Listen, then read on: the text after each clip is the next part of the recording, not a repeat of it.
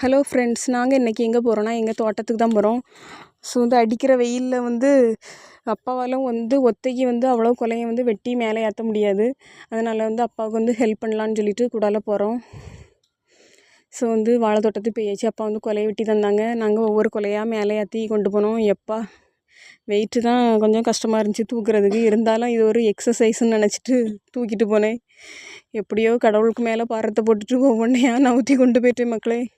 வாழ்க்கையில் கஷ்டங்கிறது என்னன்னு இப்போ தான் ரொம்ப நல்லா பாடம்லாம் படிச்சுட்டு வரேன். ஸோ அவ்வளோ கஷ்டமாக இருந்துச்சு என் வாழ்க்கையிலே.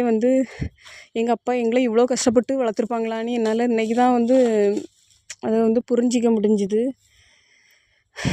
ரொம்ப மூச்சு வாங்குது பாருங்கள்.